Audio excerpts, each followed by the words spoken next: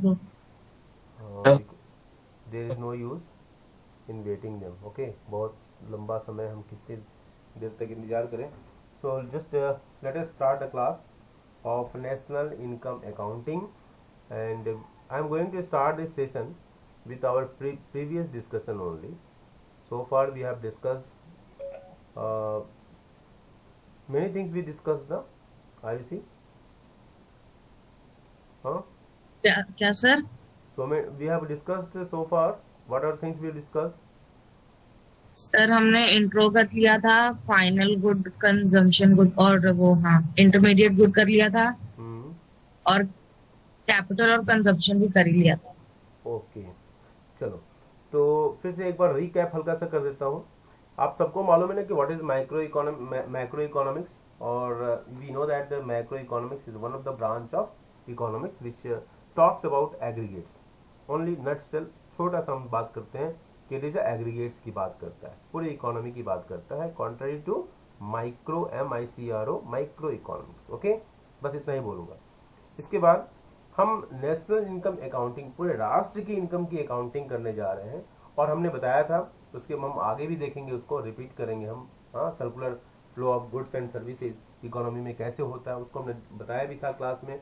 और आज फिर हम थोड़ा सा बताते हैं कि नेशनल इनकम अकाउंटिंग का जो कॉन्सेप्ट है वो इस बात की जानकारी लेना चाहता है कि इस पूरे राष्ट्र की इनकम की अकाउंटिंग कैसे हो।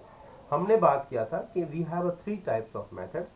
कौन कौन सा मेथड है? आप ही में से कोई बच्चा बता दो बेटा। नंदनी बोल बेटा, कितने मेथड्स है बेटा? How many methods? 3। हाँ, which are they? Income and expenditure method, या बोलिए, और बोल बेटा, और कोई सप्लीमेंट करो, कोई और हेल्प करो बेटा। वैल्यू एडेड मेथड और और प्रोडक्शन हाँ, मेथड। तो 3 मेथड है हमारे, वैल्यू एडेड मेथड या प्रोडक्ट मेथड, है ना। वैल्यू एडेड मेथड या प्रोडक्ट मेथड। दूसरा क्या है? Income method. और तीसरा क्या है? Expenditure method. और बिल्कुल अगर आपको याद होगा कि जब सर्कुलर फ्लो ऑफ का जो डायग्राम मैंने बनाया था, उस डायग्राम में हमने इसी तरह आपको दिखाया था ना कि ये 3 मेथड कैसे ओरिजिनेट होते हैं। आपको बताया था मैंने, याद आ रहा है आपको? कुछ कुछ यस सर। याद आ रहा है कि मुझे फिर से डायग्राम बनाना पड़ेगा? बोलो भाई, बना दूं? देखो, हमने बताया था ना कि हाउस होल्ड है। क्या है ये? This is the house hold. और ये फर्म है। 2 सेक्टर मॉडल की हम बात कर रहे हैं, ध्यान देना। हम इस बात की पड़ताल कर रहे हैं, we are trying to understand that how the goods are produced and we know that किसी भी काम के प्रोडक्शन करने के लिए हाँ हमको कुछ चीज़ों की ज़रूरत होती है जिसको हम इनपुट कहते हैं, और तब जाके कुछ आउटपुट निकलता है। ठीक है ना, यही होता है ना। जब आप नंबर ऑफ आवर्स देते हो, यहाँ पर क्लासेस अटेंड करते हो, तब कुछ आउटपुट निकलता है, मतलब कुछ चीज़ें समझ में आती है। तो आपने क्या किया? एफर्ट किया, ठीक है, एफर्ट किया, उसका आउटपुट निकला। तो हम आज देखते हैं कि जो गुड्स एंड सर्विसेज हैं जो प्रोड्यूस्ड होती हैं, इकोनॉमी में इतनी दिखाई देती हैं, वो आखिर कैसे होती हैं। और फिर उसके बाद देखेंगे कि अगर प्रोडक्शन हो गया तो फिर उसमें इनकम का जनरेशन कैसे होता है। इनकम जनरेशन होता है तो फिर उसके बाद उसको लोग एक्सपेंडिचर करते हैं, और फिर बाद में वो वापस वहीं से वहां पहुंच जाता है जहां से इसकी शुरुआत हुई थी। मतलब शुरुआत, प्रोडक्शन की शुरुआत हमारे कहाँ से होती है बेटा? फर्म से होती है। तो फर्म को हम कैसे बोलेंगे? Firm is a production unit. बोलिए बेटा, फर्म क्या है? What is firm? बोलो बेटा, फर्म क्या है? Firm, production unit. हाँ, प्रोडक्शन यूनिट है। तो फर्म, और ये हाउस होल्ड है, ये हमारा क्या है? Supplier of factors of production है। जो भी फैक्टर्स ऑफ प्रोडक्शन है, ये हम ही और आप में से कोई है ना बेटा? बोलो। Yes sir. हाँ, तो ये फैक्टर्स ऑफ प्रोडक्शन है। अब बताओ कि फैक्टर्स ऑफ प्रोडक्शन कौन कौन से हैं? लैंड, लेबर, हाँ, एंटरप्रेन्योर और कैपिटल। यस, कैपिटल और एंटरप्रेन्योर्स। ठीक है, वेरी गुड। तो ये हमारे फैक्टर्स ऑफ प्रोडक्शन है। अब ये फैक्टर्स ऑफ प्रोडक्शन जब अपने सर्विसेज को देते हैं, किसको देते हैं? फर्म को। एक प्रोडक्शन यूनिट के पास जब जाता है कौन कौन से? लैंड, लेबर, कैपिटल और एंटरप्रेन्योर। तब वहां पर क्या होता है? पी होता है। क्या होता है? पी होता है, मतलब प्रोडक्शन होता है। पी का मतलब प्रोडक्शन होता है। अब ये बताओ, कहीं आप आयुषी है, नंदिनी है, सूरज है, हाँ, श्रवंतिका, क्या नाम है, शुभांतिका है, या कोई भी हमारा बच्चा, हाँ, कोई भी हमारा बच्चा अगर कहीं कोई काम कर रहा है, कहीं किसी ऑफिस में काम कर रहा है, हाँ, आरुषि है, आरुषि तो नहीं है, तानिया है, और भी बहुत सारे, उपेंद्र है, कुछ बच्चों के नाम मुझे याद भी करने ना, तो बार बार नाम बोल रहा हूँ। निशांत है, वेरी गुड निशांत, बहुत अच्छा लड़का है। बरखा है, हाँ, जो भी है, और भी रजत है। तो कोई भी बच्चा अगर कहीं काम करेगा तो क्या करेगा? ही और she will expect the remuneration. Expect करोगे कि नहीं करोगे बेटा? बोलिए। Yes, sir. Yes, very good. तो you will expect the some amount of reward out of that. इसी तरह जो भी हमारे फैक्टर्स ऑफ प्रोडक्शन है, whatever the factors of production are there, they all expect what? Reward. तो land का reward क्या होता है? रेंट होता है। What is the reward of land? बोलो। Rent. Reward of land is what? Rent. ठीक है। Reward of labour is what? Wages. Wages, very good. Reward of capital is what? Interest. Interest, yes. और reward of entrepreneur is what? Profit. Very good, nice children. तो यहां से देखो क्या कहते हैं हम, यहाँ आप लोग ड्रॉ करो, जितनी बार ड्रॉ करोगे उतनी बार ये अच्छा होगा। तो ये हमारा फैक्टर्स ऑफ, मैं माउस से लिख रहा हूँ इसलिए मेरी हैंडराइटिंग बड़ी खूबसूरत होगी। फैक्टर्स ऑफ प्रोडक्शन है ये, फैक्टर्स ऑफ प्रोडक्शन। ये किधर जा रहा है? फर्म के पास जा रहा है। और ये आउटपुट है। क्या गुड्स और सर्विसेज आ रहे हैं? किसके पास आ रहे हैं? हाउस होल्ड के पास। तो आप लोग क्या करोगे? उस गुड्स और सर्विसेज को हम लोग अपने जरूरत के लिए यूज करते हैं। ओके। अब देखो, अगर आपने फैक्टर्स ऑफ प्रोडक्शन किया, तुरंत जैसे ही इसको हम क्या कहते हैं, दोनों जो अभी सर्किल दिखाई दे रहा है ना, इसको हम क्या कहते हैं? Real flow. क्या कहते हैं? Real flow. यस, याद रखना बेटा, this is called real flow. When there is a movement of tangible things, touchable things, they are called real flow. वास्तव में जो फ्लो दिखाई देता है, जिसको हम देख सकते हैं, टच कर सकते हैं। ठीक है। अब देखो, अब यहां से जैसे ही ये फैक्टर्स ऑफ प्रोडक्शन किया ना, तो उसको रिवार्ड मिलता है। ये देखो, रिवार्ड की लाइन में ड्रॉ कर रहा हूं, देखो देखो देखो, ये बाहर बाहर लाइन दिखाई दे रही है आपको? Okay, you are able to understand? So this is what it is a reward. मतलब ये इनको इनकम मिला, और इसको हमने नाम दिया, इनको रिवार्ड मिला, मनी नाम दिया। तो इनको रिवार्ड मिलता है किस फॉर्म में? पैसे के फॉर्म में। तो इसको कहते हैं मनी फ्लो या नॉमिनल फ्लो। ठीक है। क्या कहते हैं? बोलो भाई, साथ साथ बोलते रहो बेटा, ताकि हमको लगे कि मैं सोई हुई आत्माओं से बात नहीं कर रहा हूं। Money flow, and nominal flow. Yes. ठीक है। अब इनको जो पैसा मिलेगा, नंदिनी को पैसा मिल गया, आयुषी को पैसा मिल गया, सूरज को मिल गया, उपेंद्र को मिल गया, और हमारे बड़े अच्छे बच्चे हैं जो एब्सेंट हैं, उन बच्चों को भी पैसा मिल गया। ठीक है। तो पैसा उनको कैसे मिलेगा? मेहनत नहीं करेंगे तो पैसा ही नहीं मिलेगा। आकाश है, बाकी जितने बच्चे हैं, सबका नाम नहीं ले सकता। ठीक है। तो जो भी हमारे बच्चे हैं, दे ऑल गेट पैसा, मनी, रिवार्ड, इनकम। ठीक है। उनको जो भी रिवार्ड मिल रहा है, तो व्हाट दे विल डू? हमारे लिए पैसे का महत्व क्या है? कि हम गुड्स एंड सर्विसेज के ऊपर उसको खर्च करें। तो ये देखो, ये हमारे जो लाइन अभी बना ना, ये खर्चे वाली लाइन, देखो इसको डबल एरो कर देता हूँ ताकि डिस्टिंग्विश कर लो आसानी से। ठीक है, ये डबल एरो। ठीक है। तो ये जो डबल एरो वाली जो लाइन है ना, ये बाहर जो दिखाई दे रही है, ये नॉमिनल फ्लो या मनी फ्लो को बताती है। तो household make expend income earn by household by donating their services, by working for the production of goods and services, they are getting the money. ठीक है। And this money is made expenditure on goods which is supplied by firm to the household. उसके ऊपर खर्च हुआ, तो पैसा किसके पास वापस पहुंच गया? फर्म के पास पहुंच गया। और फर्म को जब पैसा मिलेगा तो फर्म क्या करेगी, again firm will do the work of production, getting point, और फिर वो क्या करेगा, उसको रिवॉर्ड देगा, किसको, हाउस होल्ड को रिवॉर्ड देगा, और फिर हाउस होल्ड क्या करेगा, एक्सपेंडिचर करेगा। मतलब ये सर्कुलर फ्लो ये चलता रहेगा, चलता रहेगा, चलता रहेगा। और ये सर्कुलर फ्लो बहुत जरूरी है। अगर बीच में होर्डिंग हो जाए, बीच में रोक लिया जाए, तो क्या होगा, ये पूरे सिस्टम को डिस्ट्रॉय कर देगा। जैसे इसको ऐसे समझो, जैसे हमारे बॉडी में क्या है, ब्लड का सर्कुलेशन होता है, ठीक है। क्या होता है कि ब्लड हमारे शरीर से जब पंपिंग होती है और एक शरीर के दूसरे पार्ट में जाता है, फिर वो आता है।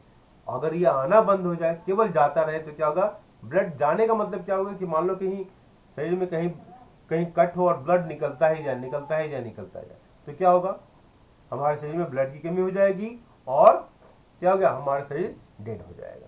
तो इसी वजह से सर्कुलर फ्लो होना चाहिए, मतलब मनी का जो सर्कुलेशन होना चाहिए। अगर इसमें हम बैंकिंग सेक्टर को इंक्लूड कर दें, ठीक है, तो बैंकिंग सेक्टर का भी यही काम है। ओके, बैंकिंग सेक्टर भी इसी तरह काम करता है। बैंकिंग सेक्टर में भी बैंक क्या करता है कि हमारा जो पैसा, जो एक्सेस पैसा है वो जमा करता है, और फिर जमा करने के बाद इन्वेस्टमेंट होता है, ठीक है। अगर ये सर्कुलर फ्लो वहां बंद हो जाए, जितने भी सेक्टर्स इंक्लूड हो, अगर उसमें वो अगर सर्कुलेटरी जो सिस्टम है वो बंद हो जाए, तो इकोनॉमी क्या होगी, कोलैप्स हो जाएगी। इसलिए ये बेसिक डायग्राम आप सबको याद रखना है। समझ में आ रही मेरी बात? बोलिए बेटा। और मैं ये बताना चाहता हूं कि देखो, अब मैं तो कलर चेंज कर दे रहा हूं, बिल्कुल ध्यान से देखना। और यहाँ पर क्या हो रहा है, ये प्रोडक्शन का पॉइंट हो रहा है, तो इसलिए इस प्रोडक्शन को हमने क्या किया, यहीं से हमारा क्या निकल के आता है, प्रोडक्शन मेथड। यहाँ पर देखो, ये जो पॉइंट है, इनकम का जनरेशन होता है, ये हमारा यहाँ से क्या निकल के आता है, इनकम मेथड। ओके, ये अभी आगे आप में चूंकि बुक के हिसाब से एडिटिंग करूंगा, इसलिए आगे जाके ये इस बुक में आगे जाके ये सारे डायग्राम आपको दोबारा मिलेंगे, तो फिर मैं दोबारा भी हल्की सी चर्चा कर दूंगा, ठीक है। लेकिन मैं थोड़ा सा यहाँ आगे ज़्यादा पढ़ा रहा हूँ, तो कोई बात नहीं है, अच्छा है। यहाँ पर क्या हो रहा है, ये खर्चे कर रहे हैं ना, house hold is making expenditure ना, तो ये क्या हो गया, एक्सपेंडिचर। तो देख लो, ये जो 3 मेथड हम हमारे जो जन्म लेते हैं ना, ये कैसे जिनका जन्म हुआ, इसको समझ लो। ये बात समझ में आ रही है आपको? बोलो बेटा, बोलिए। Yes sir. Yes sir. ठीक है, तो इसको आप लोग बिल्कुल दिमाग में बैठाइए कि हमारे 3 मेथड। अब बताओ, जो चीजें प्रोडक्शन हुई, उन्हीं चीजों से इनकम जनरेशन हुआ, और वही चीजें खर्च हो गई। इसका मतलब क्या हुआ कि production is equal to income is equal to expenditure, होगा ना बेटा? बोलो, बोलिए। Yes sir. हाँ, तो ये तीनों चीजें देख लो ध्यान में बेटा। तो आप जब भी ये इसका आगे जब क्वेश्चन आएगा, चाहे वो प्रोडक्शन मेथड से हो, मतलब वैल्यू एडेड मेथड से हो, चाहे वो इनकम मेथड से हो, चाहे एक्सपेंडिचर मेथड से हो, तीनों मेथड से वैल्यू समान आएगी, समान आएगा, ठीक है। Are getting point? समझ में आ रही बात? बोलो। अब यस सर। हाँ, यस सर। हाँ, अब हमको देखना क्या है कि हम किन चीजों का प्रोडक्शन करें। अब देखो, हमारे सामने जो स्क्रीन पर दिखाई दे रहा है बेटा, सब बेसिक कॉन्सेप्ट्स हैं। फाइनल गुड्स और इंटरमीडिएट गुड्स की बात होगी। हम जब भी कैलकुलेट करते हैं तो हम केवल और केवल फाइनल गुड्स को ही कैलकुलेट करते हैं, इंटरमीडिएट गुड्स को नहीं। इसको समझाने के लिए हमने एक फ्लोर का एग्जाम्पल दिया था कि कैसे गेहूं से आटा बनता है। हाँ, floor is wheat is converted into flour. Suppose the flour की जो प्राइसिंग है वो 6 रुपये हो गई, 6 rupees, and that flour is converted into bakery items, bread. उसकी कीमत जानते हो, ब्रेड 20 रुपये, 26 रुपये, 30 रुपीज, जैसा ब्रेड है वैसा कीमत। तो मान लो कि 30 रुपीज हो गई। अब इस 30 रुपीज में, in that 30 rupees, the price of floor is included और नॉट? नो, जो फाइनल होगा उसमें इंक्लूडेड ही होगा। नहीं, माय बेसिक क्वेश्चन इज कि अगर 30 रुपए का आपका बेकरी का जो आइटम मिल रहा है, उसमें उसके कॉस्ट को इंक्लूड किया गया होगा कि नहीं होगा, बताओ। हाँ, तभी तो उसका प्राइस बढ़ा होगा, हाँ होगा ना। अब हम हाँ जब अब हम जब कैलकुलेट करेंगे नेशनल इनकम, तो अगर हम 6 रुपये को अलग से कैलकुलेट करें और ब्रेड के भी पैसे को कैलकुलेट करें 30 रुपीज को, तो ये 36 हो जाएगा ना, बोलो। Yes sir. लेकिन लेकिन क्या है, ये तो डबल काउंटिंग हो गया ना, क्योंकि एक बार तो फ्लोर का प्राइस ब्रेड में इंक्लूड हो गया 30 रुपीज में, और दूसरी बार फिर हम उसको 6 रुपीज अलग से भी कैलकुलेट कर रहे हैं, तो ये डबल काउंटिंग हो जाएगा ना बेटा। Yes sir. तो हम तो ये हमारा गलत हो जाएगा, किसी की जब डबल काउंटिंग हो जाएगी तो वो क्या होगा, वो गलत माना जाएगा। तो हम नेशनल इनकम अकाउंटिंग में डबल काउंटिंग को अवॉइड करने के लिए हम केवल और केवल फाइनल गुड्स के वैल्यूज को ही लेते हैं। To avoid the double counting in national income accounting, we calculate only the value of final goods and services. Are you getting point? केवल और केवल हम फाइनल गुड्स के वैल्यूज को लेते हैं। Are you agree? Yes sir. Yes sir. Nishan समझ में आ रहा है बेटा? Sneha, Yes, sir. Riya, yes sir. समझ में आ रहा है बेटा? ओके, मैं स्क्रीन प्रेजेंट कर रहा हूँ, मैं देख नहीं पा रहा हूँ। हाँ, आकाश, आयुषी को तो आ रहा है, स्नेहा भी, नंदिनी भी बोल रही है, सारे बच्चे बोलना चाहिए। उपेंद्र, अभी आप लोग का नाम, मैंने जो नाम इस पर केवल नंबर ही आ रहा है, खैर, तो आप लोग सब लोग बोलोगे बेटा बेटा, तो बड़ा मजा आएगा क्योंकि समझ में आ रहा है, and I can plan accordingly also.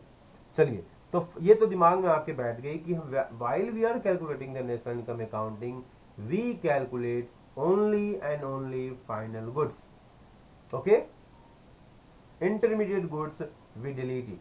ये इतना इंपॉर्टेंट कॉन्सेप्ट है बेटा कि हम इसको बार बार पढ़ा रहे हैं, ठीक है। और 4 मार्क्स का सॉलिड क्वेश्चन बनता है इससे कि what is the difference between final goods and intermediate goods. Classify following into final goods and intermediate goods. Give the reasons why machine purchased by a firm for installation in a factory is included in national income accounting, while milk purchased by a tea seller is not included in national income accounting. Then here is the answer: because machine purchased by a firm for installation in factory is a final good, because it is purchased for investment, while milk purchased by a tea vendor is a intermediate goods because it is purchased for value addition, and the making of tea there is a value addition. Are you getting point? बोलो भाई। Yes, sir. हाँ, तो ये से देखो, जब ऐसे give the reasons के क्वेश्चंस आएंगे, you need to what, give reasons. Without reasons you won't get the marks, ठीक है। तो ये एग्जाम्पल जो आपके हैं वो बिल्कुल आप बार बार पढ़ेंगे, और बार बार एग्जाम्पल जब सॉल्व करोगे तो आप स्ट्रांग हो जाओगे। आपके बुक में जो क्वेश्चंस दिए हुए हैं ना, इस सारे क्वेश्चंस को आप कर लेंगे और पोस्ट कीजिए जल्दी से। Get your mind?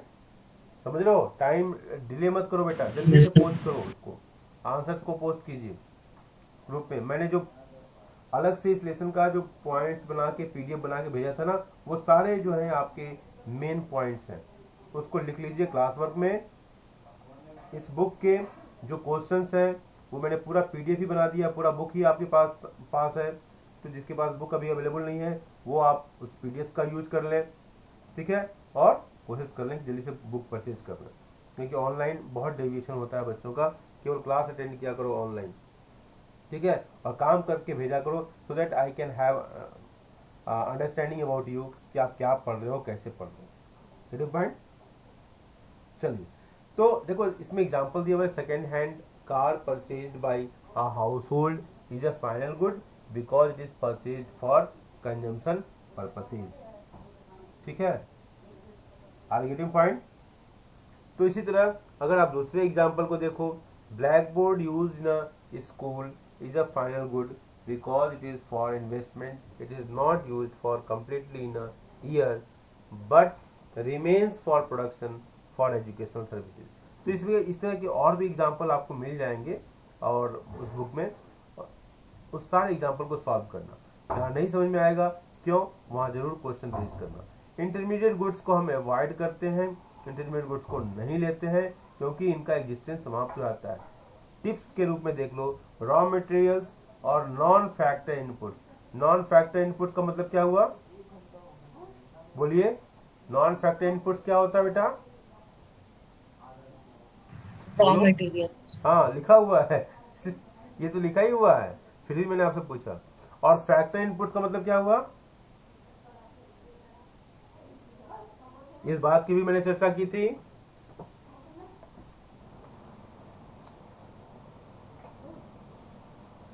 सर बोलिए। वही लैंड लेबर टैक्स।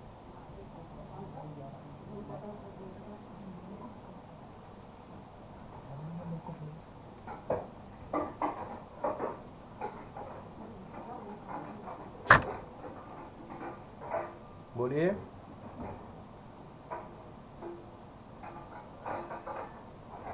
बोलिए बेटा, फैक्टर इनपुट्स।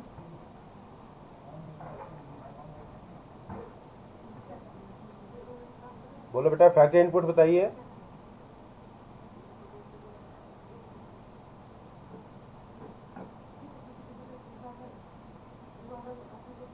बोलो भाई, फैक्टर इनपुट्स किसको कहते हैं?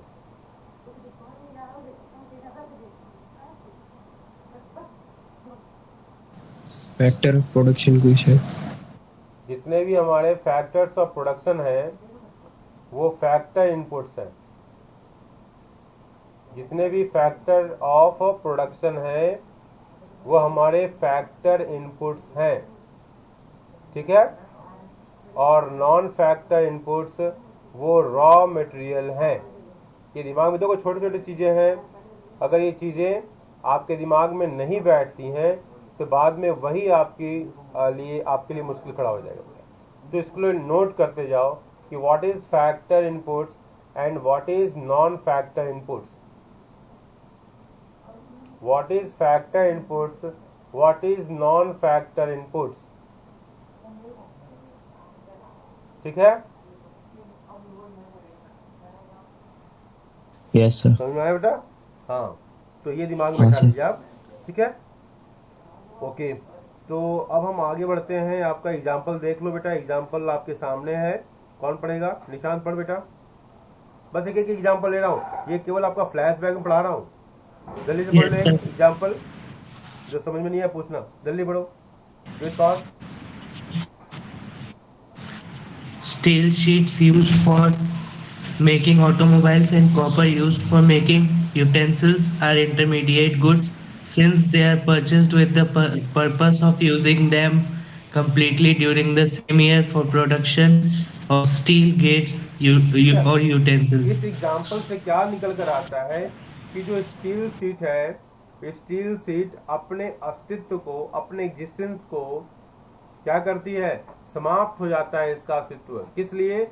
जब ये स्टील का गेट बनता है या कोई बर्तन बन रहा है, यूटेंसिल, ठीक है। कहने का मतलब है कि इंटरमीडिएट गुड्स को हम नोटिस करते हैं कि वो ऐसी गुड्स होती हैं जो प्रोडक्शन के प्रोसेस में दे आर कंप्लीटली एग्जॉस्ट, मतलब वो जिस फॉर्म में है उनका वो फॉर्म समाप्त हो जाता है और उनकी जगह एक नया प्रोडक्ट, नया कमोडिटी बन जाता है। Are getting point? Are getting point? Yes sir. ठीक है, are getting point? Yes sir.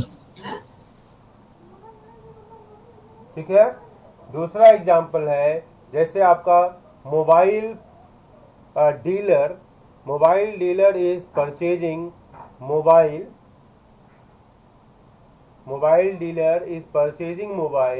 and for what purpose he is purchasing for resale, ठीक है। तो उसको क्या मिल रहा है, उसको एडवांटेज मिल रहा है कि नहीं मिल रहा है? बोलो बोलो। अगर मान लो आपकी मोबाइल की शॉप है, हाँ, तो मोबाइल मान लो आपने 10,000 रुपये मोबाइल परचेज किया, तो क्या उस मोबाइल को आप 10,000 रुपये में ही बेच दोगे? नहीं सर। क्या करोगे? प्रॉफिट उसको 10,000 रुपए प्रॉफिट लगा के एडिशन बेचेंगे। करोगे ना, 12 में बेचोगे, 15 में बेचोगे, जैसे भी, ज्यादा में बेचेंगे ठीक सर। है, ज्यादा प्राइस में बेचोगे बेटा, बोलो। Yes sir. I am going very Yes, sir. Slow, मैं नहीं चाहता हूँ कि आपको कोई कंफ्यूजन हो, इसलिए मैं बहुत स्लो जा रहा हूँ। Remember it, your response is very much important for me. So he will make addition, उसके वैल्यू को एडिशन करता है। वो कैसे करता है? 10,000 रुपए की मोबाइल को वो 12 में बेच रहा है, 13 में बेच रहा है, जो भी प्राइस हो, ठीक है। तो इससे उसको फायदा मिल रहा है। तो जब रीसेल के लिए हम कोई चीज यूज करते हैं, देन क्या हो रहा है, वो जहां वैल्यू एडिशन होगा, वो वैल्यू एडिशन जहां भी होगा उसको हम क्या कहेंगे? इंटरमीडिएट गुड्स की कैटेगरी में रखेंगे। तो इंटरमीडिएट गुड्स को आइडेंटिफाई करने के लिए अलग अलग तरीके से हम इसको आइडेंटिफाई करेंगे। कहीं एग्जॉस्ट हो जाएगा, जैसे आपने गेहूं की फसल ली, वीट क्रॉप, आपने सीड डाला और वीट आ, तो वीट का कंप्लीट खत्म हो जाता है, उसका एग्जिस्टेंस खत्म हो जाता है, then wheat is considered as a intermediate goods. Okay, तो हम वीट के भी, सीड के भी प्राइस को लें, और जब वीट मार्केट में आ रहा है उसके भी प्राइस को लें, तो ये डबल काउंटिंग हो जाएगा। ठीक है, आर गेटिंग पॉइंट?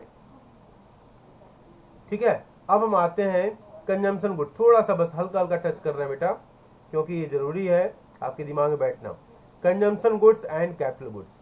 देखो, कंजम्पशन गुड्स को हम मेजर तरीके से दो भाग में डिवाइड कर ले जाते हैं। कौन कौन से हैं? वो कंजम्पशन गुड्स हैं, और दूसरा हम कैपिटल गुड्स के रूप में हम बातें कर रहे हैं। तो ये बताओ कि कंजम्पशन गुड्स क्या होती है और कैपिटल गुड्स क्या होती है। ठीक है, देखो, कैपिटल गुड्स को हम प्रोड्यूसर गुड्स भी कह सकते हैं। तो अलग अलग किताबों में अलग अलग तरीके से दिया होगा, तो कंफ्यूज मत होना।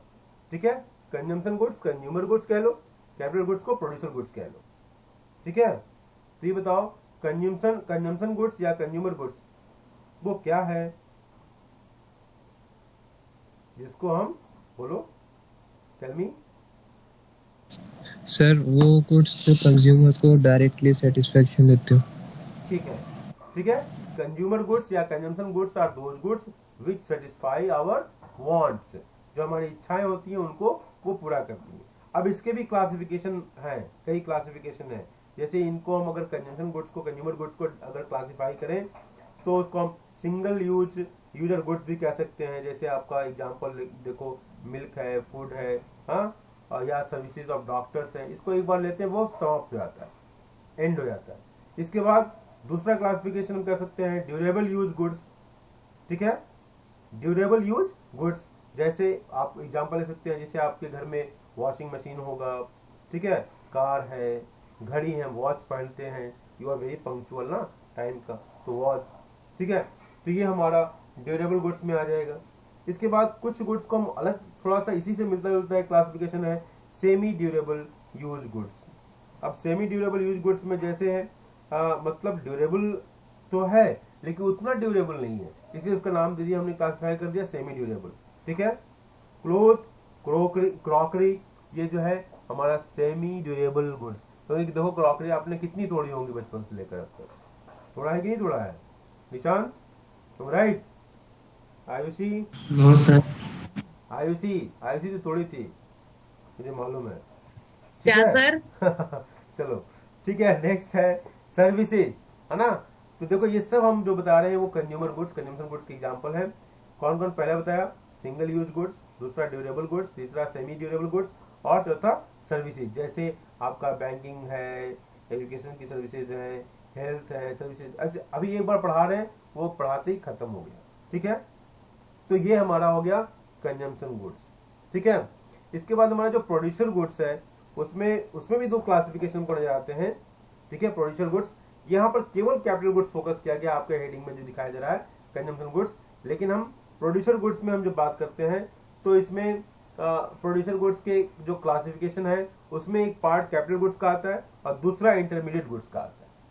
ठीक है, तो capital goods are the part of producer goods. All producer goods can not be capital goods, but all capital goods can be producer goods. Do you agree? एक क्वेश्चन आता है, मैं क्या बोल, I am just repeating, all capital goods are producer goods but all producer goods are not capital goods. ये question important है, note कर लेंगे।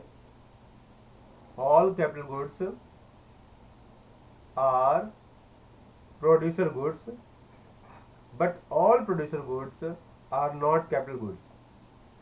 जस्टिफाई द आंसर और कमेंट। पॉइंट। तो प्रोड्यूसर गुड्स के देखो यहां पर क्या है, producer goods have two classification. One is intermediate goods जो कि सिंगल यूज प्रोड्यूसर गुड्स हैं। ध्यान देना, प्रोड्यूसर गुड्स के दो क्लासिफिकेशन बता रहा हूं। Intermediate goods, single use producer goods. जैसे एग्जांपल के रूप में आप ले सकते हैं रॉ मटेरियल, फ्यूल, है ना, फ्यूल। ये क्या है, रॉ मटेरियल और fuel, they are fine example of intermediate goods. They are single use producer goods. They are single use producer goods जो प्रोडक्शन में हेल्प करे, they are called producer goods. ठीक है, ठीक है। तो रॉ मटेरियल क्या करता है, हेल्प करता है प्रोडक्शन में, तो they are single use producer goods. समझ में आ रही मेरी बात बेटा? Are you getting point? बोलिए। Yes, sir. Yes, sir. हाँ बिल्कुल स्लो में जा रहा हूँ बेटा। तो मैंने प्रोड्यूसर गुड्स के दो क्लासिफिकेशन बताए।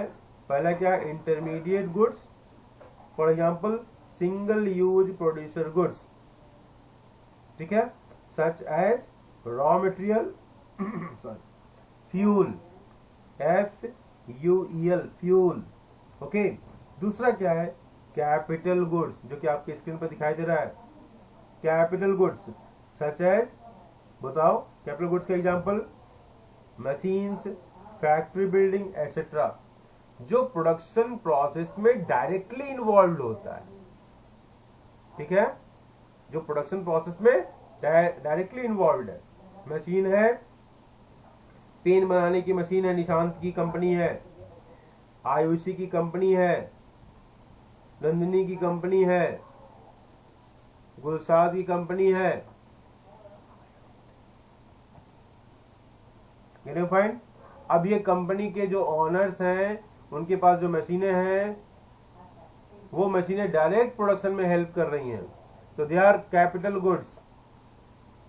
ओके, सो ये बात समझ में आ रही बेटा? मेरी बात समझ में आई कि नहीं आई, बताओ पहले।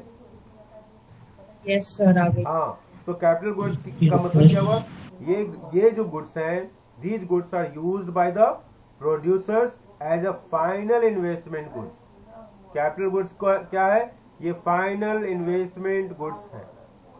ठीक है, these goods indirectly satisfy human wants. आप एक मशीन परचेज कर ले आते हो, आपको सेटिस्फैक्शन होता है इनडायरेक्टली, डायरेक्टली नहीं।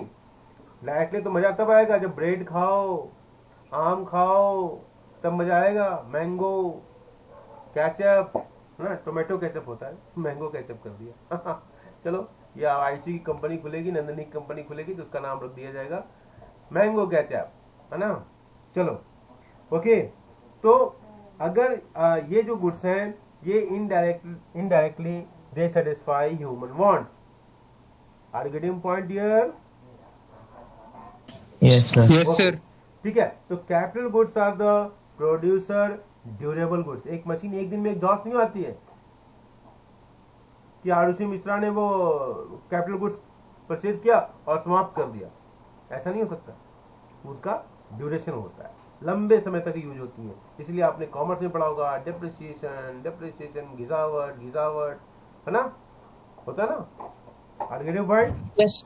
ठीक है, अब इनका जो होता है cost of wear and tear जो होता है ना कैपिटल गुड्स का, ठीक है, उसका एक सिस्टम के अनुसार उसका डिप्रिसिएशन किया जाता है। ठीक है, बोलो भाई, जिसको हम एक डिप्रिसिएशन रिजर्व फंड बनाते हैं, और बाद में जब मशीन को रिप्लेस करना होता है ना, तो उसी फंड से वो हम नई मशीन को इंस्टॉल कर लेते हैं। ऐसी प्लानिंग पहले करनी पड़ती है। क्यों करनी पड़ती है कि अचानक जब मशीन 1 करोड़ की मशीन है, उसको अचानक आयुषी को रिप्लेस करना होगा, तो कैसे रिप्लेस करेगी? नंदिनी को रिप्लेस करना होगा, गुलसाद को रिप्लेस करना होगा, निशांत को रिप्लेस करना होगा, और जो भी बच्चे हैं भाई, बहुत सारे बच्चे हैं, जल्दी जल्दी आप लोग अपना रेगुलरिटी मेरे कांटेक्ट में रहोगे तो मुझे सबके नाम याद आ जाएंगे, तो मजा आएगा। Gate your point? तो वो डिप्रिसिएशन एक फंड बनता है जिसमें मशीन के जो एक लाइफ उसकी जितनी होती है उस लाइफ को हम एज्यूम कर ले आते हैं कि to how many years this machine will run, and फिर उसके जो नंबर ऑफ इयर्स होते हैं फिर उसके स्क्रैप वैल्यू होता है उसमें से माइनस करते हैं, उसको माइनस करते हैं और फिर हम नंबर ऑफ इयर्स डिवाइड करते हैं तो विल गेट द अपना हम कॉस्ट निकल जाता है कि हम हर साल इतने अमाउंट को डिजिट करेंगे। तो ये तरीका होता है। आर्गेटिव पॉइंट? तो हम इसको एक बार रीडिंग करेंगे। रीडिंग कौन करेगा मेरा बेटा, कौन करेगा? सबसे अच्छा मेरा बेटा कौन है बताओ? लड़कियां अच्छी हैं कि लड़के अच्छे? देखना हो कौन पहले हाथ उठाता है, जल्दी बताओ कौन? सर निशान अच्छा रीडिंग करते हैं। शाबाश बेटा शाबाश। चलो पढ़ो बेटा, पढ़िए। सर कहाँ से पढ़ना है? हाँ, convention goods and capital goods से पढ़ो बेटा। Yes, sir. Final goods produced in an economy in a given period of time are either in the form of consumption goods, both durable and non-durable, or capital goods. As final goods, they do not undergo any further transformation at the hands of any producer. Those of the final goods, we can distinguish between consumption goods and capital goods. हाँ आगे पढ़ो। Consumption goods, the final goods which are consumed or used for satisfaction of wants by the consumer are called consumption goods or consumer goods. For example, food, clothing, television sets, etc. Those consumer goods like television sets, automobiles, home computers, etc., which are of durable character are called consumer durables. Those consumer goods like food, clothing, etc., which are existing by immediate or short period consumption are known as consumer non-durable goods. Okay, अब Nandini Capital पढ़ो बेटा, goods. Nandini पढ़िए बेटा। नंदिनी पढ़ो बेटा।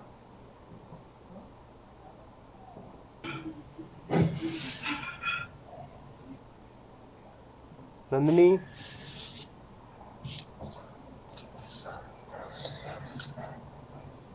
Sir, capital goods. हाँ बेटा। The final goods of durable character which are used in the production of order with the production of other goods and services are called capital goods or investment goods. Example, machine tools and equipments.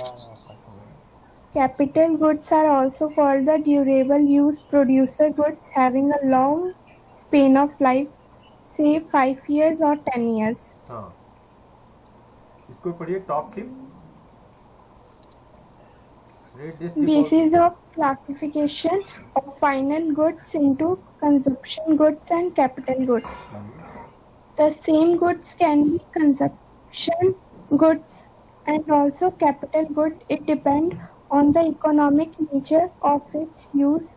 For example, a machine purchased by a household is a consumption good, whereas if it is purchased by a firm or for use in the business, then it is a capital good. Similarly, a car purchased by a household is a consumption good, whereas if it is produced by a firm for use in business, then it is a capital good.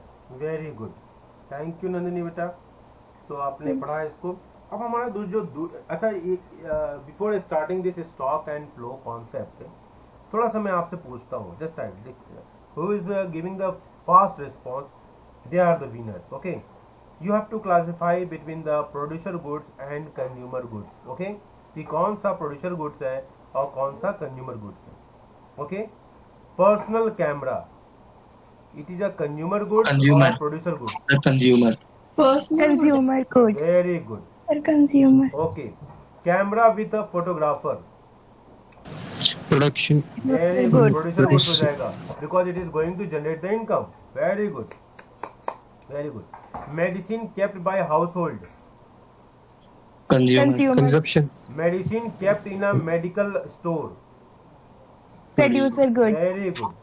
Car for personal use, Consumer good. Consumption good. Car for use of car for taxi, Producer good. Producer good. Okay. Telephone Ayushi के घर में, Consumer. Consumption good. ठीक है। और telephone Ayushi के office में, Producer. Okay. Fan Nishant के घर में, Consumer. Consumer fan good. Nishant के ऑफिस में, Producer good. Producer. Very good. चलो, तो आप समझ में आ गया ना कि ये क्या है, इसका नाटक समझ में आ गया? हाँ बोलो भाई। Yes sir. आगे. ओके, अब देखो Sir. होता क्या है कि हम जब, Sir. हाँ बोल बेटा। सर जैसे आपने बोला कि फैन ऑफिस में लगा है, वो तो फैन वहाँ पर खुद की हवा खाने के लिए लगा रखा है ना उसने, वो तो कंज्यूमर गुड में आना चाहिए था। ऑफिस है ना, वो production office is a production unit, और प्रोडक्शन प्रोसेस में वो हेल्प सर- कर रहा है बेटा। सर कैसे हेल्प कर रहा है, वो तो बस ऐसे ही। देखो ऑफिस एक प्रोडक्शन यूनिट है ना, यस सर। हाँ, तो प्रोडक्शन यूनिट में जो भी चीजें हैं वो हमारी प्रोड्यूसर गुड्स हो जाएंगी, क्योंकि वो प्रोडक्शन की प्रोसेस का पार्ट हो गया बेटा। अगर वो ऑफिस में फैन नहीं होता तो हो सकता था कि वहां पर जो क्लाइंट है बैठने वाले वो वहां नहीं आए। आप कभी जाते हो किसी मॉल में जाते हो तो आप क्या कहते हो कि एसी नहीं चल रहा, ये नहीं चल रहा, आप लोग कितना कॉस्ट ले रहे हो, हाँ कहते हो कि नहीं कहते हो? Yes sir. तो वो सप्लीमेंट करता है, ठीक है। तो जो भी प्रोडक्शन प्रोसेस को सप्लीमेंट करेगा वो उस कैटेगरी में आएगा। ओके ओके सर ठीक है। हाँ, चलो चलो अभी देखो स्टॉक एंड फ्लो का एक कॉन्सेप्ट है ना, बोलो। Yes sir. हाँ, ये भी एक बहुत ही इंपॉर्टेंट कॉन्सेप्ट है स्टॉक और फ्लो का, ठीक है। और इसमें इससे भी हमारे बोर्ड एग्जामिनेशन में और किसी भी एग्जामिनेशन में 4 मार्क्स के क्वेश्चन हैं कि श्योर आएंगे, ठीक है। बोलो भाई। Yes sir. Yes sir. देखो जब हम नेशनल इनकम को मेजर करते हैं, when we measure our calculate national income, we need to distinguish between different quantities. जो भी वेरिएबल्स हैं, चाहे वो नेशनल इनकम हो, चाहे मनी सप्लाई हो, जो भी वेरिएबल्स हैं, तो उनको डिस्टिंग्विश करना जरूरी है। अब क्यों जरूरी है और किस तरीके से जरूरी है? जरूरी इसलिए है कि कुछ चीज़ें होती हैं कि हम किसी पर्टिकुलर पॉइंट ऑफ टाइम पर हम मेजर करना चाहते हैं, और कोई चीज़ होती है कि ओवर द ईयर्स उसका स्ट्रेच होता है। जैसे हमारा प्रोडक्शन, तो पूरे ईयर में प्रोडक्शन होता है, ठीक है। और हम किसी, जैसे मान लो कि मनी सप्लाई है, कि किसी पर्टिकुलर पॉइंट पर कितना हमारे पास मनी की सप्लाई थी, ठीक है। तो चीज़ों का जो मेजरमेंट का जो तरीका है, वो तरीका जो है वेरी करता है हमारे अपने डेली लाइफ में भी और इकोनॉमी में भी। Are you getting point? जैसे मान लो यस सर। आपको कितनी इनकम मिलती है वो ज़्यादा इंपॉर्टेंट नहीं है जब आप मार्केट में सामान परचेज करने जाते हो। आपके लिए इम्पोर्टेंट ये है कि उस पॉइंट ऑफ टाइम में जब आप शॉप में गए तो आपके पास कितना पैसा है। बोलो, ये इम्पोर्टेंट है कि नहीं है? Yes sir. और कितना आपको इनकम मंथली मिलता है वो भी आपके लिए इम्पोर्टेंट है, हाँ सर। ठीक है। तो दोनों पॉइंट ऑफ व्यू इम्पोर्टेंट है। Are you getting point? हाँ सर। बोलो। और चूंकि हम वैल्यू, जो गुड्स और सर्विसेज की जो वैल्यू है उसको हम जानने के इच्छुक हैं, we are interested to know about the value of goods and services produced during a accounting year, hence we need to know about the stock and flow concept of valuables, ठीक है, कि हम उसके वैल्यू को हम समझ सकें।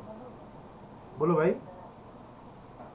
जैसे क्या होता है Yes, sir. कि हम अकाउंटिंग ईयर में बात करते हैं ना बेटा, हाँ? Yes sir.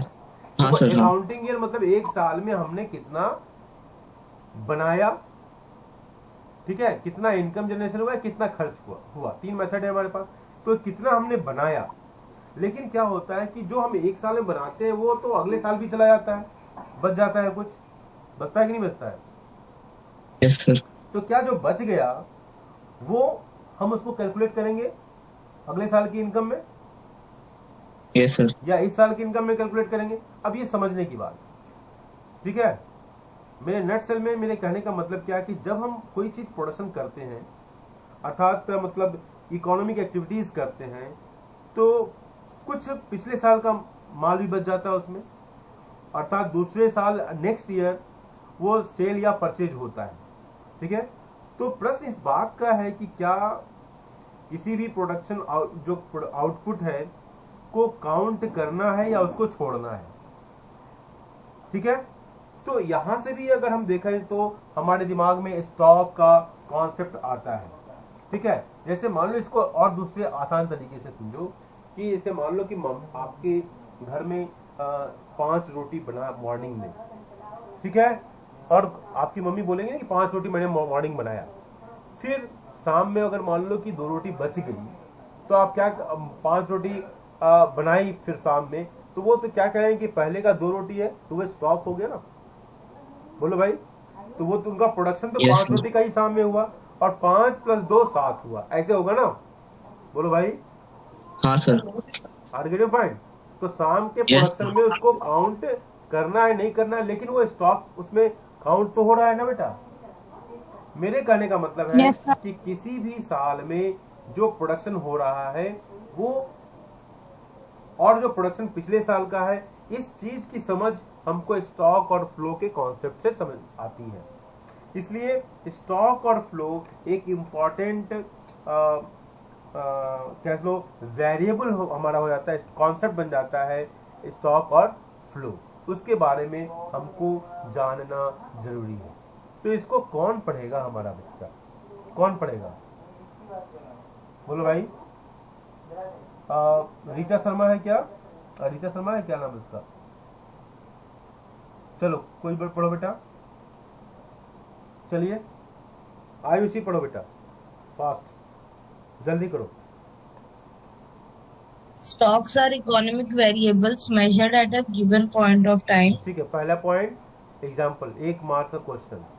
Stocks are economic variables measured at a given point of time, एक निश्चित समय पर। ठीक है। तो पॉइंट ऑफ टाइम को आप अंडरलाइन कर लेंगे। स्टॉक के डिफिनीशन में पॉइंट ऑफ टाइम क्या है? ये वैल्यू पॉइंट्स है। ठीक है। चलिए।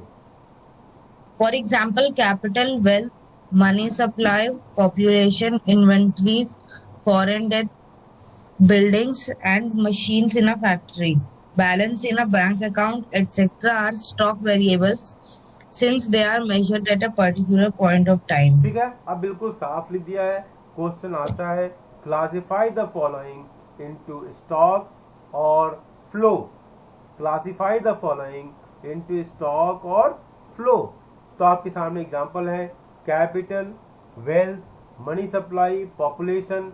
हम ये इन सब सारी चीजों को एक निश्चित समय पर 31 अप्रैल 2021 को हमारे देश की पॉपुलेशन क्या थी, हमारे पास क्या इन्वेंट्री था, हमारा फॉरेन जो कर्जा था, डेब्ट था, वो कितना था। ठीक है। बैंक में इकोनॉमी में मनी सप्लाई कितनी थी, आईयूसी का वेल्थ कितना था। ठीक है। आर्गेटिव पॉइंट। तो ये सारी चीजें एक निश्चित समय पर ही मेजर की जाती हैं। चलिए आगे बढ़िए। This also includes services like recreation, which are consumed, but for convenience we may prefer to them as consumer goods. ठीक है, अंडरलाइन कर लेंगे इस पॉइंट को।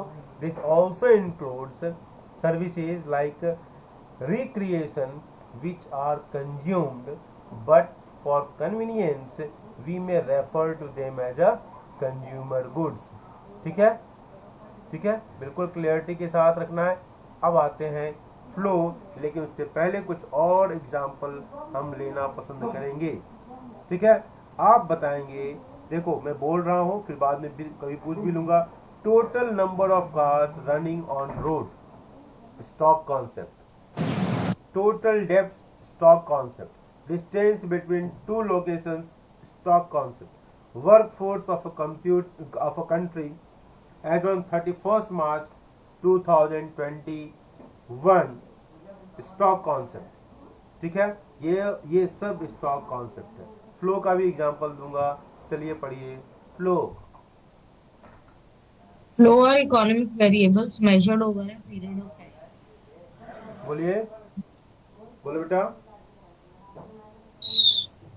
Flows are economic variables measured over a period of time. National income or gross domestic product or production or output, sales, savings, expenditure, profit, losses, export, import, net capital formation or net investment, depreciation, interest, change in inventories, change in money supply, value added, etc. are flow variables since they are measured over a period of time. ठीक है, period of time मतलब क्या हुआ, time span हो गया एक साल के अंतर्गत, ठीक है, एक साल में between this period, this time to this time is known as period, मतलब गैप की बात कर रहा है। तो इस गैप में, उस गैप को हम कॉन्सेप्ट को ही हम फ्लो कॉन्सेप्ट कहते हैं। आपके बुक में एक बड़ा ही अच्छा एग्जांपल है वाटर टैंक, और पानी टैंक में आ रहा है तो वो क्या है, फ्लो है, और जितना टैंक में पानी है एक पर्टिकुलर पॉइंट ऑफ टाइम में वो स्टॉक है, ठीक है। चलिए आगे एग्जाम पढ़िए। ये भी सारे देखो एक जगह लिस्ट बना के रख लेना, स्टॉक कौन कौन सा है, फ्लो कौन कौन सा है, ठीक है, ये याद करने की जरूरत पड़ेगी बार बार, और बोलते रहो तो इसी भी प्रैक्टिस में आ जाएगा। चलिए पढ़ो सर ये जो बॉक्स में है, टॉप टिप, हाँ इसको पढ़ना जरूरी होता है। an example to understand the difference between stock variable and flow variable. Suppose a tank is filled with water coming from a tap. The amount of water which is flowing into the tank from the tap per minute is a flow. But how much water there is in the tank at a particular point of time is a stock. ठीक है, वही जो example मैं दे रहा था वही example है, ठीक है। अब बताओ, जैसे एग्जांपल मैं लूं प्रोडक्शन ऑफ अ कार, देखो टोटल नंबर, देखो इससे पहले मैंने स्टॉक में लिया था, देखो ध्यान देना, दोनों के बीच डिफरेंस देखना। Total number of cars running on a road, और में फ्लो में क्या है, प्रोडक्शन ऑफ कार्स। तो प्रोडक्शन ऑफ कार्स जो एक पीरियड ऑफ टाइम में होगा। दूसरा देखो टोटल डेब्ट्स, टोटल डेब्ट्स कितना है, और इंटरेस्ट ऑन डेब्ट्स, उस पर जो ब्याज लगा, इंटरेस्ट लगा, वो फ्लो हो गया, लेकिन टोटल डेब्ट्स जो है वो स्टॉक होगा। फिर देखना next, distance between two locations, ठीक है, वो स्टॉक कॉन्सेप्ट है, लेकिन speed of a vehicle covering the distance ये फ्लो हो गया। जहां कंफ्यूजन हो रहा है वहां मैं बता रहा हूं आपको। Work force of a country as on 31 March 2019 this is stock concept, लेकिन number of person employed during 2020-21 ये फ्लो कॉन्सेप्ट। फिर next you see capital point of time में मेजर किया जाता है, इसलिए स्टॉक है, लेकिन capital formation flow because period of time. Bank deposits particular point of time में होता है, stock concept. Interest on deposits over the year मिलता है, क्वार्टरली, मंथली, ईयरली ऐसे लिखा होता है, ठीक है। Interest on debts flow concept. Masonry in a factory point of time measurement stock concept. Depreciation over the years 5 to 10 years लिखा हो, देख अभी जस्ट पढ़ा आपने, flow concept. Bank balance point of time stock concept. Savings over the year, over the period of time flow concept. समझ में आई बात, बोलो भाई, बोलिए। Yes, sir. अच्छा, अब आते हैं इन्वेस्टमेंट के ऊपर हम बात करते हैं, ठीक है। किसके ऊपर बात कर रहे हैं, इन्वेस्टमेंट के ऊपर बात कर रहे हैं। किसके ऊपर बात कर रहे हैं, इन्वेस्टमेंट के ऊपर हम बात कर रहे हैं, ओके। सो ये हम लोग जो बात कर रहे हैं इन्वेस्टमेंट, वह इन्वेस्टमेंट क्या है, कोई मुझे बताओगे, कोई मुझे समझाओगे, व्हाट इज इन्वेस्टमेंट। पहली बात देखो, ध्यान दो कि इन्वेस्टमेंट आपने पढ़ा होगा, लेकिन मैं कुछ बोलना चाह रहा हूँ, उसको ध्यान सुनिएगा कि जो इन्वेस्टमेंट का जो टर्म है उसको हम जो नॉर्मल इन्वेस्टमेंट टर्म से थोड़ा सा अलग करें। इकोनॉमिक्स में इन्वेस्टमेंट टर्म इज डिफरेंट, ठीक है। हम जो कॉमन लैंग्वेज में इन्वेस्टमेंट कहते हैं ना, कि हमने प्लॉट में इन्वेस्टमेंट कर दिया, इधर कर दिया, उधर कर दिया, फिजिकल में या फाइनेंशियल बैंक में या LIC में जो भी है, it is not that investment. पहली बात दिमाग में बैठा लो। Okay, are getting point? बोलो भाई। Yes sir. इन्वेस्टमेंट का जो टर्म है वो सोलली जो क्या कहता है कि हम जो परचेज जिसे हम लोग करते हैं ना, कि नेट जो हमारा स्टॉक में जो ग्रोथ हो रहा है ना, जिसको कहते हो कि एडिशन ऑफ स्टॉक, जिसको आपके डेफिनेशन में लिखा भी हुआ है, उसके लिए हम यूज करते हैं, ना कि जैसे हमने बताया कि इंश्योरेंस है या प्लॉट है या इस सब में। तो ये कॉन्सेप्ट हमेशा दिमाग में रखिए। और नहीं तो क्या होता है कि कॉमन लैंग्वेज में एक ही टर्म दोनों जगह यूज हो रहा है, तो कंफ्यूजन एक मतलब नेचुरल है कंफ्यूजन होना। ओके, अब पढ़ेंगे। कौन पढ़ेगा इसको?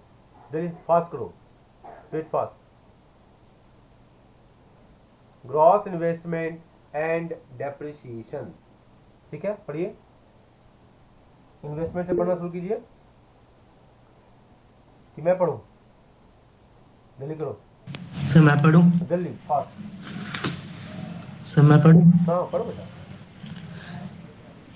In economics, the term investment is defined as addition to the stock of fixed capital, such as machines, and change in inventories during a year. हाँ, That part of आप final देखो, output one minute, which जब भी हम पढ़े economics ना बेटा, तो ऐसे ध्यान से पढ़ना।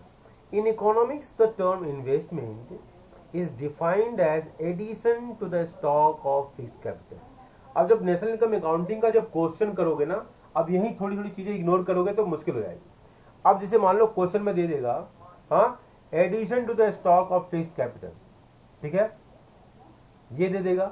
आप इन्वेस्टमेंट है वो दे सकता है अलग से, ठीक है। Inventories during a year, change in inventories, ये तीनों अलग अलग दे दिया मान लो। Are getting point? तो हमारे लिए दिमाग में बैठाना जरूरी है कि इन्वेस्टमेंट के या किसी भी जो वेरिएबल्स हैं उनके अल्टरनेटिव्स नेम्स क्या हैं, ठीक है। आगे जब पढ़ोगे कि डिप्रिसिएशन के बारे में बताऊंगा, कंजम्पशन ऑफ फिक्स्ड कैपिटल भी कहते हैं। तो इस तरीके से कुछ टर्म्स के कई डुप्लीकेट नाम हैं। उस डुप्लीकेट नाम को याद रखना जरूरी है अगर आप चाहते हो कि नेशनल इनकम अकाउंटिंग का क्वेश्चन सॉल्व करें। इसलिए बहुत ध्यान से पढ़िएगा। In economics the term investment is defined as addition to the stock of fixed capital, point to be underline, and change in inventories during year. इस साल में जो इन्वेंट्रीज में जो चेंजेस आए, ठीक है, उसको हम क्या नाम देंगे? इन्वेस्टमेंट का नाम देंगे। मतलब इन्वेंट्री का भी जो भी है वो भी इन्वेस्टमेंट का एक पार्ट होगा। Are get your point? Inventory को क्या कहते हैं? चेंज इन स्टॉक जो होता है ना बेटा, ठीक है, चेंज इन जो स्टॉक होता है, चाहे वो फिनिश्ड गुड्स का हो, चाहे वो सेमी फिनिश्ड गुड्स का हो, चाहे वो रॉ मटेरियल्स का हो। साल भर में in the year there is a change in stock of finished goods, semi finished goods, raw materials, ठीक है। ये सब हमारे इन्वेंट्री इन्वेस्टमेंट के नाम से जाने जाते हैं। समझ में आ रही बात? बोलो भाई। yes sir. ठीक है, आगे पढ़ो।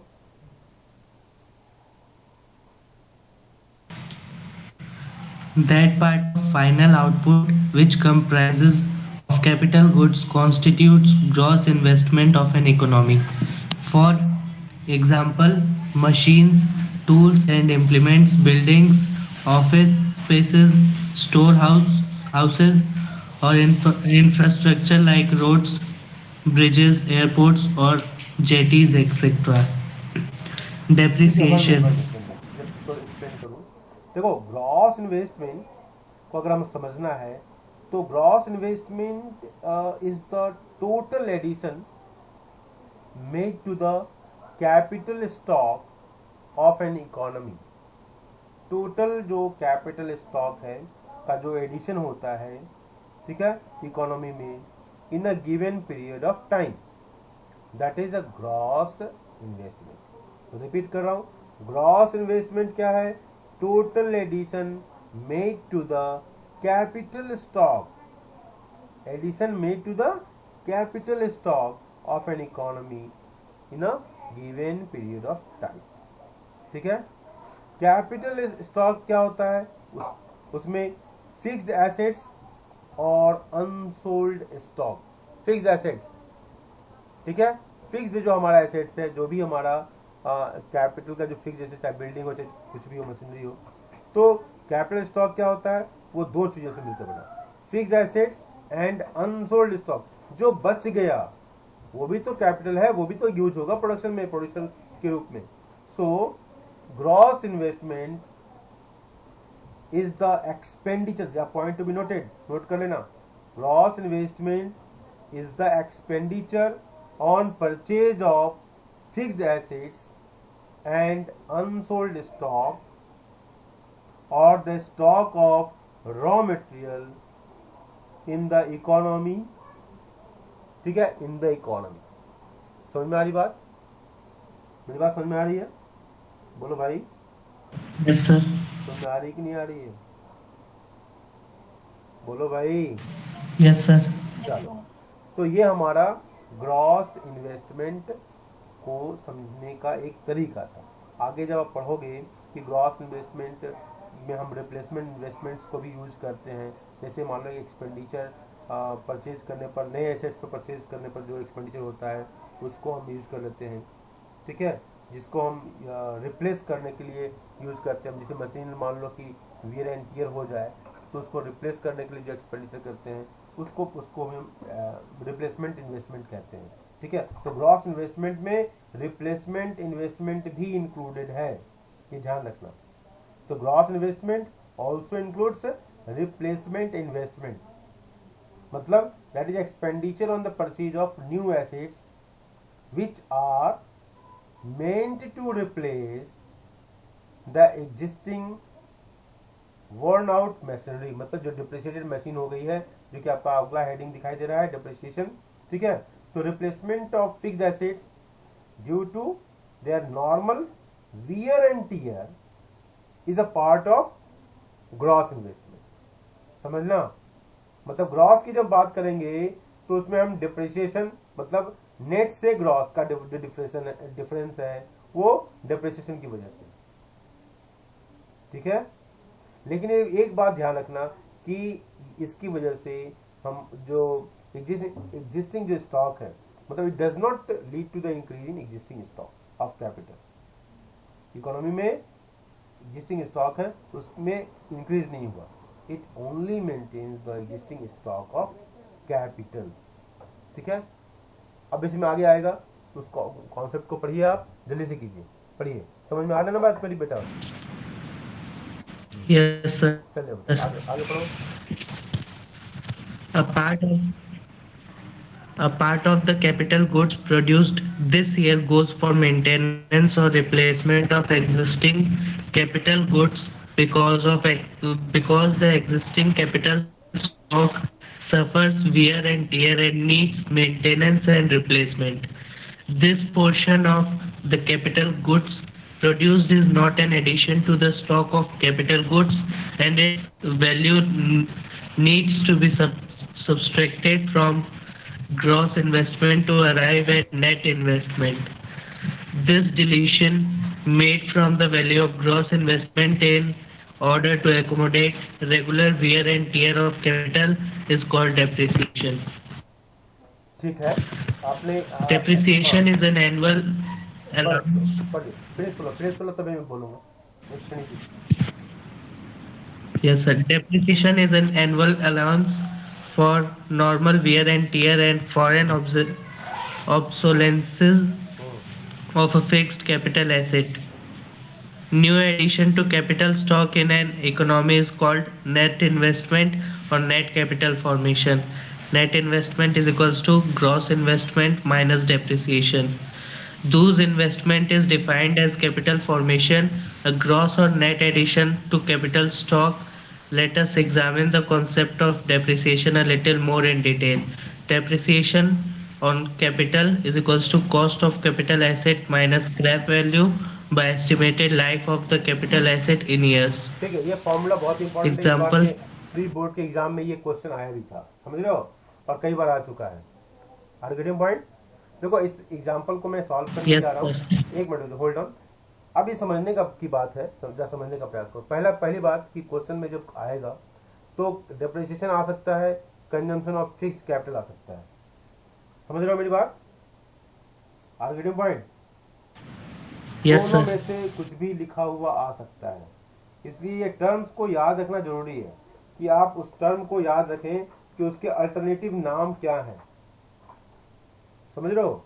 यही नहीं, डेप्रिसिएशन को हम कंजम्पशन ऑफ फिक्स्ड कैपिटल कहते हैं, इसको हम वैल्यू ऑफ कैपिटल कंजम्पशन भी कहते हैं, इसको हम current annual replacement cost of fixed capital assets भी कहते हैं, इसको हम annual replacement investment to keep the value of fixed capital assets constant भी कहते हैं, इसको हम annual allowance for normal wear and tear for foreseen obsolescence भी कहते हैं, इसको हम annual maintenance and replacement cost of existing capital goods भी कहते हैं, इसको हम regular wear and tear of capital भी कह सकते हैं, और इसको हम part of capital stock used up in each years production process भी कह सकते हैं। अब सोच लो, ये सारे नाम एक ही चीज को हैं, डेप्रिसिएशन। और एग्जामिनेशन में, अब क्वेश्चन में ये एमसीक्यू में भी आ सकता है, और जब 6 मार्क्स का क्वेश्चन करोगे इसमें डिप्रिसिएशन न देके इसमें से कोई दिया जा सकता है, और तब आपको ये जानना बहुत जरूरी हो जाएगा। ठीक है, थोड़ा सा देखो, अब टाइम भी हो रहा है, मैं इस टॉपिक को जल्दी से फिनिश करना चाहूंगा कि पहली बात ये ध्यान रखो कि डिप्रिसिएशन किन कारणों से होता है। तो पहला कारण दिमाग में बैठा बेटा कि नॉर्मल वियर एंड टियर। क्या है? Normal wear and tier. समझ में आ रही बात? कि हम किसी मशीन को यूज करते हैं तो उसका एक नॉर्मल प्रोसेस होता है कि वो उसमें वियर एंड साइकिल चलाते हो तो वो उसमें फ्रिक्शन होगा ही होगा, तो वियर एंड टियर होगा ही होगा मशीन में, ये तो नॉर्मल हो गया। पैसेज ऑफ टाइम मतलब फिक्स्ड एसेट्स की वैल्यू समय के साथ गिरती जाएगी। आर्गेटिव पॉइंट, ये एक नेचुरल फैक्टर है, चाहे वो वेदर की वजह से हो, चाहे रेन की वजह से हो, चाहे विंड की वजह से हो, मतलब कुछ भी हो, उसकी वैल्यू में डाउनफॉल होगा ही। ओके, पहला पॉइंट था नॉर्मल वियर एंड टियर, दूसरा पैसेज ऑफ टाइम, और तीसरा है एक्सपेक्टेड ऑब्सोलिसेंस। मतलब क्या हुआ?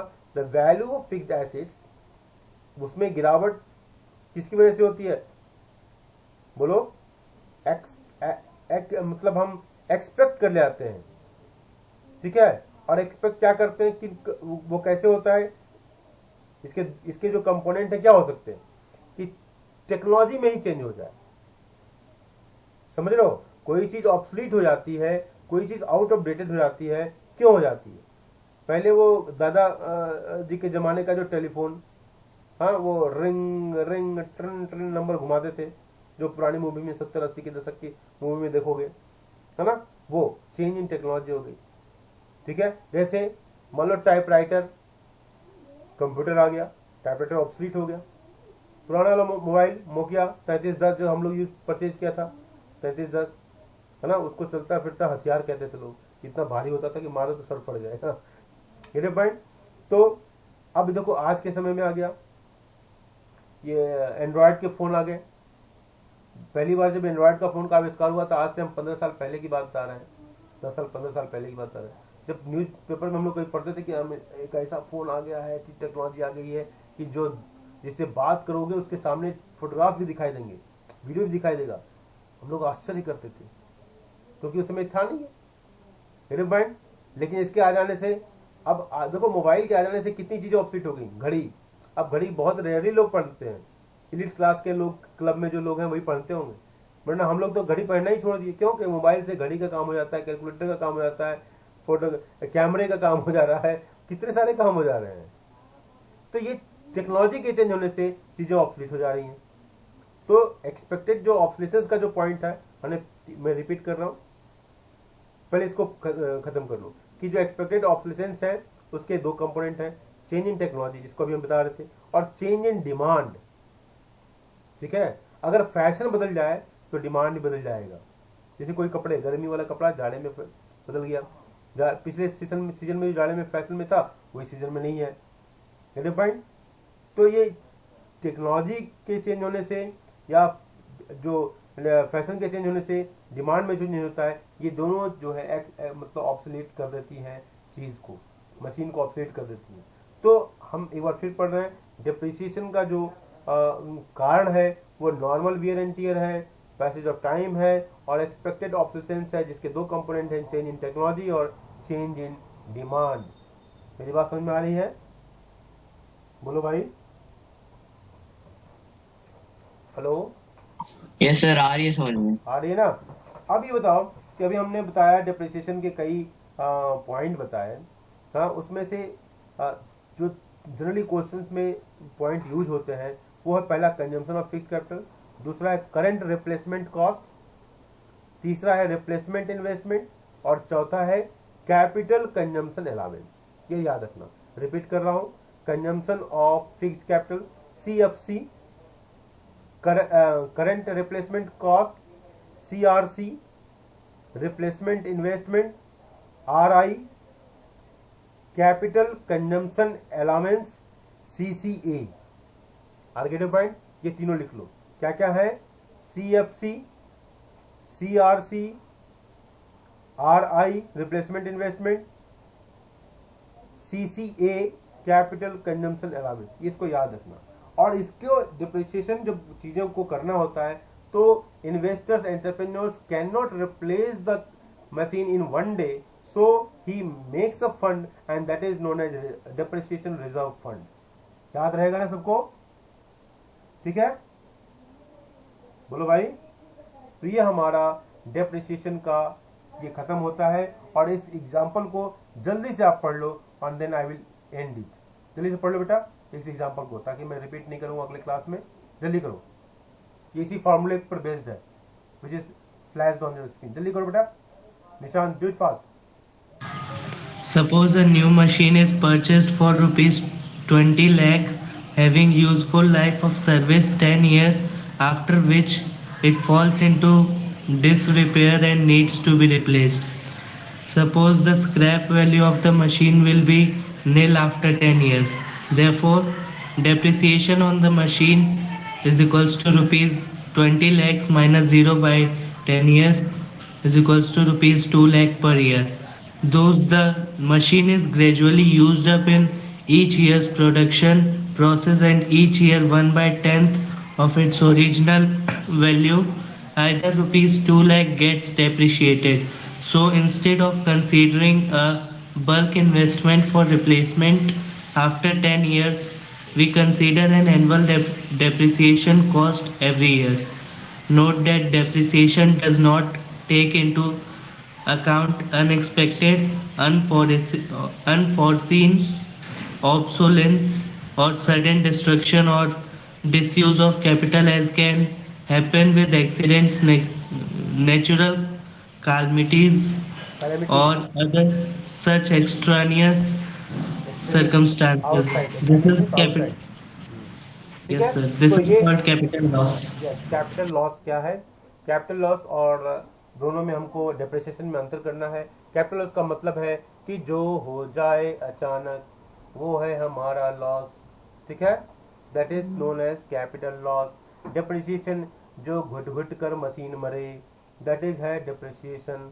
समझ में आई बात? मतलब जो घिसावट के साथ, फ्रिक्शन के साथ हो, दैट इज डेप्रिसिएशन, ठीक है। और उसी के लिए फॉर्मूला है, कैपिटल लॉस के लिए नहीं है। मेरी बात समझ में आई? ये इंपॉर्टेंट क्वेश्चन है, I think it's good. Okay, Arushi Mishra है क्लास में?